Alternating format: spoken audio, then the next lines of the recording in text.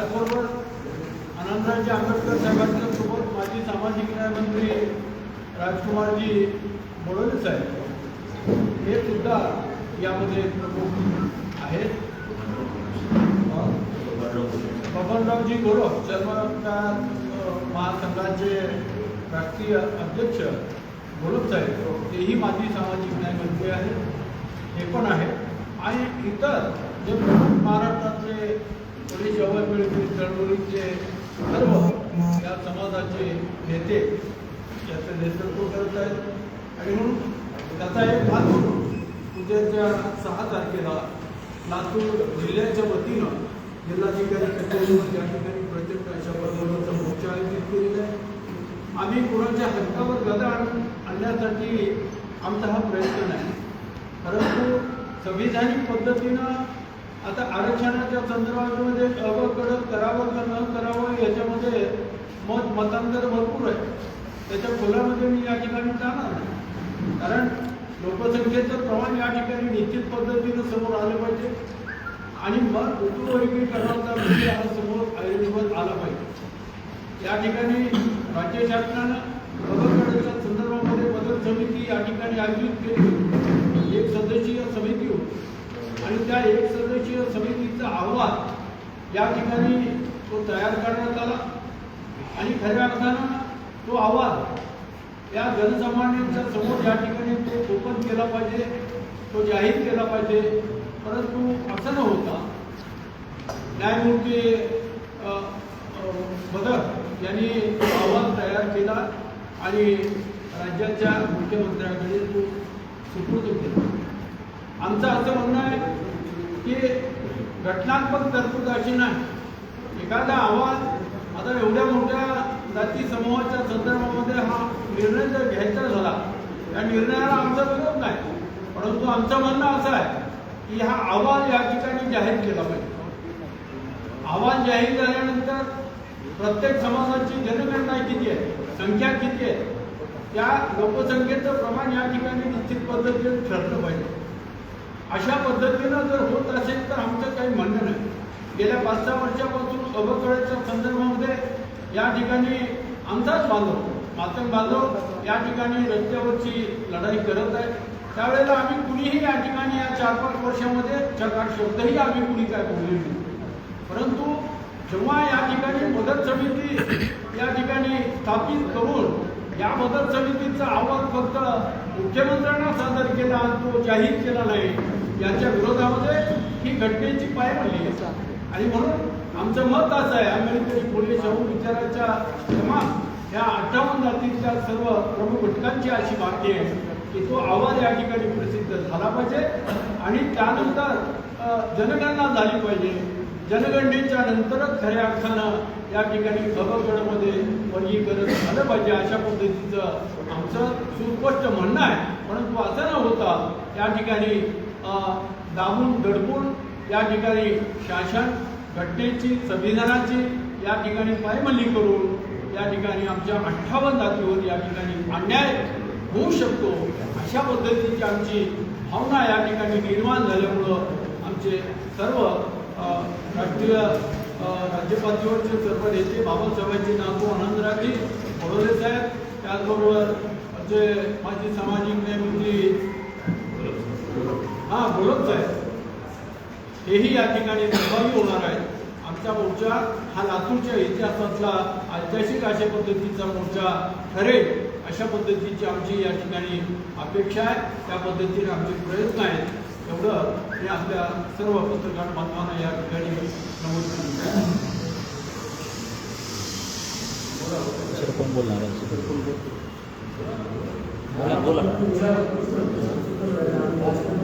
बोला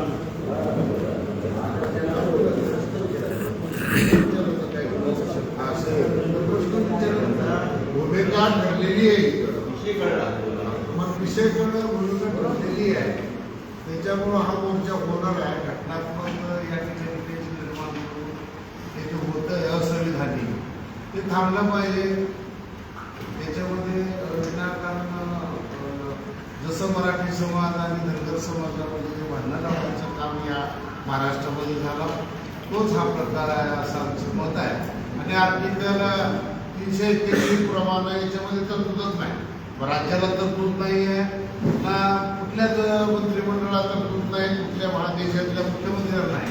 परंतु हे असंविधानिक बद्दल समिती नेमून या ठिकाणी दलित समाजाचं आरक्षण मोडून काढण्याचं काम, एखादी जात बाजूला आहे अशा पद्धतीचं दर्शवण्याचं काम या महाराष्ट्रामध्ये RSSच्या मार्फत होतं असं आमचं आंबेडकरी समाजाचं मत आहे. हा मोर्चा काय मात्र भावाच्या विरोधात नाही, ते सुद्धा आमचे भाव आहेत.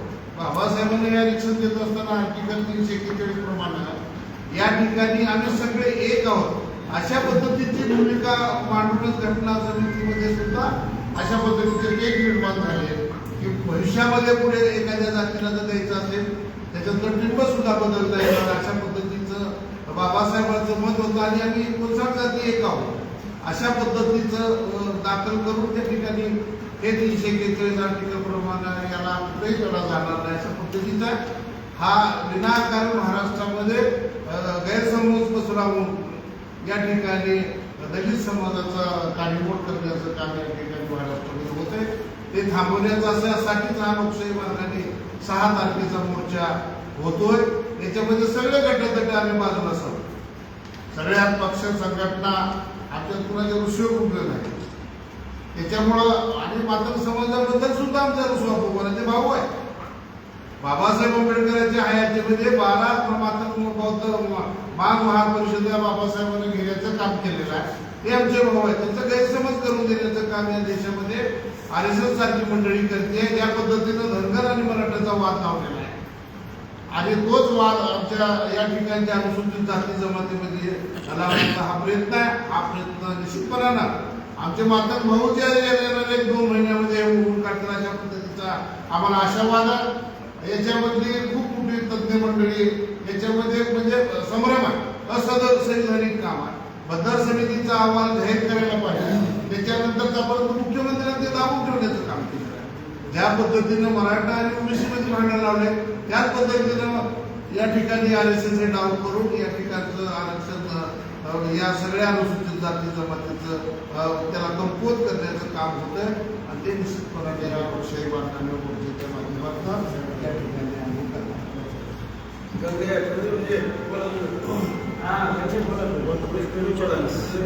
30 तारखेच्या मोर्चा संदर्भात काय आहे का आपल्याकडे? सांगितलं ना 30 तारखे जातोय. जून रोजी मुंबई येथे आदरणीय आंतरराज आंबेडकर साहेबांच्या नेतृत्वामध्ये या मोर्चामध्ये भीमराव आंबेडकर साहेब उपस्थित असणार आहेत.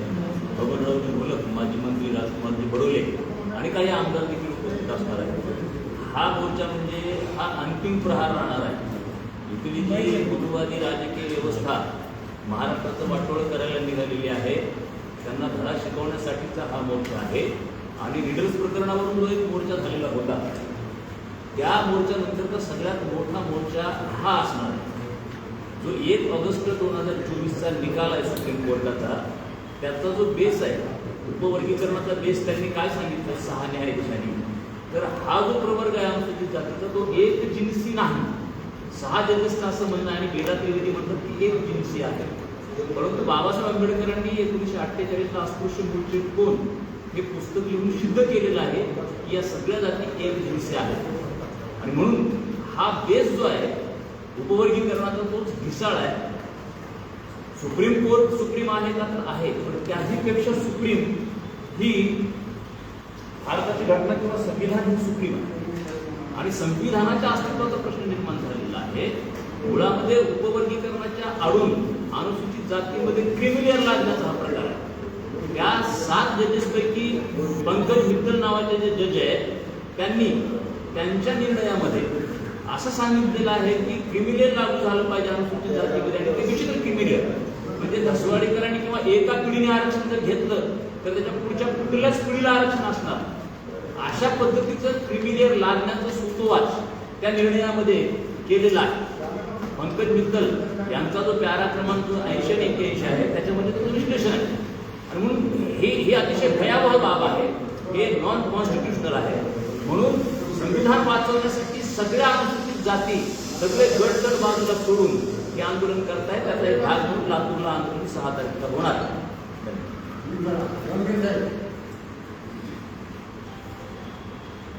खरं तर महाराष्ट्रामध्ये 1 ऑगस्ट 2024च्या सर्वोच्च न्यायालयाच्या वर्डिक्टनुसार राज्य सरकारने उपवर्गीकरण करावं व त्याबाबतचा निर्णय घ्यावा असे निर्देश दिलेले आहेत. पण त्या सर्वोच्च न्यायालयाच्या निर्णयाचा किंवा वर्डिक्टचा पूर्णपणाने त्याची अंमलबजावणी करावंच असं सर्वोच्च न्यायालयाने नमूद केलं. खरं तर अनुसूचित जाती जमात अनुसूचित जातीमध्ये 59 जाती येतात, पण 59 जातीपैकी एखादा आमचाच जात समूह बंधू हा उपवर्गीकरणाची मागणी करतो, पण उर्वरित 58 जात समूह याच्या विरोधात आहे. शासनानं या सर्व समूहाला विश्वासात घेऊन नंतर समिती नेमायला पाहिजे. खरं तर जी आज न्यायमूर्ती बद्दल समिती नेमली ती मुळातच ती संविधानिक नाही, कारण ते शासनाच्या एका निर्णयानुसार त्यांची समिती नेमलेली आहे. आणि त्या समितीनं कुठल्या निकषावर, कुठल्या अहवालावर, कुठल्या सांख्यिक माहितीवर तो अहवाल निर्माण केलेला आहे. तो अहवाल आजपर्यंत कुठेही जाहीररित्या तो पब्लिश केलेला नाही, सार्वजनिक जनतेसमोर प्रसिद्ध झालेलं आहे. खरं तर हे आरक्षणाचं उपवर्गीकरण जे करण्यासंदर्भातची जी हालचाल होते आहे ते होत असताना खरंच अनुसूचित जाती प्रवर्गातील सर्व समूहांना शासनाच्या वतीनं विश्वासात घेतला आहे का, हा मुद्दा. जर उपवर्गीकरणाची समिती च्या अनुषंगानं न्यायमूर्ती बद्दल साहेबांनी जी काही अहवाल दिलेला आहे तो शासनासमोर का प्रसिद्ध केला नाही?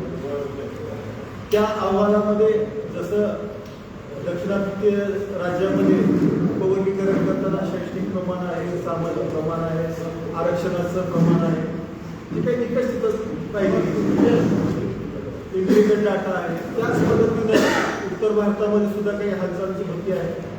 पण महाराष्ट्रामध्ये केवळ आणि केवळ एका जाती समूहाच्या मागणीवर हा अहवाल मागवला जातो, त्याचं पब्लिकेशन केलं जातं आणि पब्लिकेशन न करता त्यांच्या संदर्भात काही हालचाली होतात. त्याच्यामुळे महाराष्ट्रातील अनुसूचित जमातीमध्ये जे काही समूह आहेत 59 जाती यांच्यामध्ये एक शासक भूमिका निर्माण झाली आहे की कुठंतरी अनुसूचित जाती समूह जो एक संघ आहे, जो बाबासाहेबांच्या आंबेडकरी विचाराच्या अधीन आहे, त्या विचाराला कुठेतरी मारण्याचा प्रयत्न करतोय का?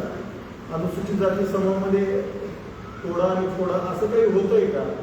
आणि हा जर अनुसूचित प्रवर्ग हा जर विस्कळीत झाला, वेगळा झाला, त्याच्यामध्ये उपवर्गीकरण झालं तर आमचा समाज बांधव जो एक आहे तो पुढल्या काळामध्ये एक राहणार नाही. आणि आता आमच्या मनामध्ये अशी भीती आहे, हा कुठंतरी मनुवादी भूमिका कुठल्याही राजकीय पक्षामध्ये आहे, कुठल्याही पक्षाच्या नेत्यामध्ये आहे.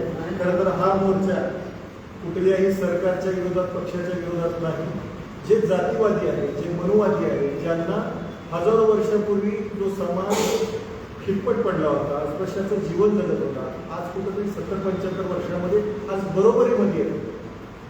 त्याचं एक सुंदर उदाहरण मी सांगतो की आज शाहू महाराजांचं सुद्धा आपण प्रवेशाचं आरक्षण पाहिलं, कुठं 99% ते 100%ला खुला प्रवर्गाच्या विद्यार्थ्यांची मार्कशीट येते. त्याच पद्धतीनं 1 ते 1.5% फरकानं SCचा मुलगा तिथं लागतो. म्हणजे अनुसूचित जाती प्रवर्गाच्या सुद्धा विद्यार्थ्याला, युवकाला त्याची गुणवत्ता सिद्ध करावी लागते, मग त्याला आरक्षणाचा लाभ होतो. आणि त्याच्यामुळं आम्हाला आमच्या मनामध्ये भीती आहे की पुढल्या काळामध्ये आरक्षण संपवण्याचा डाव तरी नाही येणार उपवर्गीकरणाच्या मागे. म्हणून बाबासाहेबांचे नातू माननीय आनंदराजे आंबेडकर साहेबांच्या नेतृत्वाखाली मुंबईमध्ये आज महापौरच्या 30 तारखेला होतो. त्यानंतर 6 जुलैला नागपूर शहरामध्ये सुद्धा त्यांच्या नेतृत्वाखाली मोर्चा होतो. या मोर्चामध्ये जसं उपवर्गीकरणाला मागणी करणारा एक जाती समूह आहे, तसं विरोध करणारा एक समूह नसून या प्रवर्गातील 58 जाती, 58.5% जाती म्हणायला हरकत नाही. माझे मातृ समाजातले सुद्धा जे सुशिक्षित बांधव आहेत, जे डोळसपणे या हालचालीकडे पाहत आहेत, ते सुद्धा या मुवमेंटमध्ये आहेत. आणि आपल्याला एवढंच मला सांगायचं आहे की आपल्या माध्यमातून आमचा जो अनुसूचित जाती प्रवर्गाचा जो रोष आहे, आपल्या समितीच्या माध्यमातून जो मोर्चा होतो आहे, तो शासन स्तरावर, शासन प्रतिनिधीमध्ये आपल्या माध्यमातून आमचा आवाज जास्तीत